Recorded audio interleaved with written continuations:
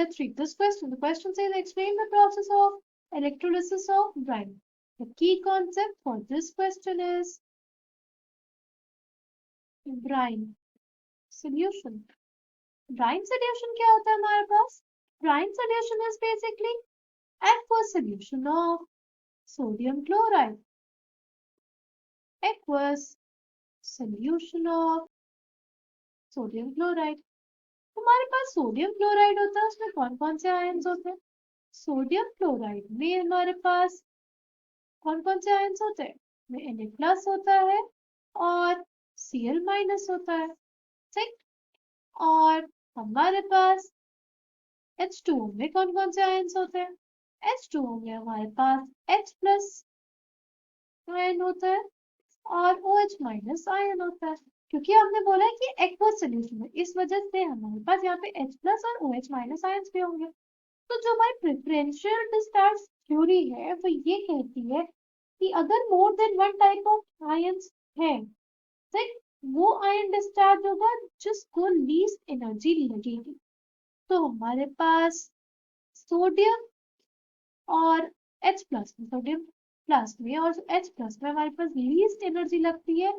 H+ में इस वजह से हमारे इलेक्ट्रोड्स पे कौन डिस्चार्ज होगा? H+. और अगर हम लोग देखें क्लोराइड और हाइड्रोक्साइड आयन में, तो हमारे पास लेस एनर्जी लगती है हमारे क्लोराइड आयन में, इसलिए chloride ion will be deposited, will be discharged on the electrode.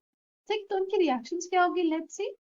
हमारे कैथोड पे होगा रिडक्शन. रिडक्शन किसका होगा? हमारे H+. तो हमारे पास H+ है, it will accept 2 electrons and it will form hydrogen gas. ठीक. और हमारे एनोड पे क्या होगा? एनोड पे हमेशा क्या होता है? एनोड पे हमेशा ऑक्सीडेशन होता है. ऑक्सीडेशन किसका होगा? हमारा ऑक्सीडेशन होगा क्लोराइड आयन का. तो हमारे पास क्लोराइड आयन होगा, वो 2 इलेक्ट्रॉन को एक्सेप्ट करेगा और हमारे पास बनाएगा Cl2. ठीक है, हमारे पास 2 क्लोराइड आयन 2 इलेक्ट्रॉन को एक्सेप्ट करके Cl2 बनाएंगे. यहाँ पे ऑक्सीडेशन स्टेटस की क्या है? -1. यहाँ पे आके क्या होगी? 0. तो इस वजह से हम लोग कहते हैं एनोड पे हमारा ऑक्सीडेशन हुआ और कैथोड पे हमारा रिडक्शन हुआ. और जो Na+ और OH- आयन है वो बच जाते हैं, वो कंबाइन कर लेते हैं. ठीक है, और they remain in solution. Sodium hydroxide रहता है in solution, remains in solution. ठीक है. Now, the final answer for this question will be F.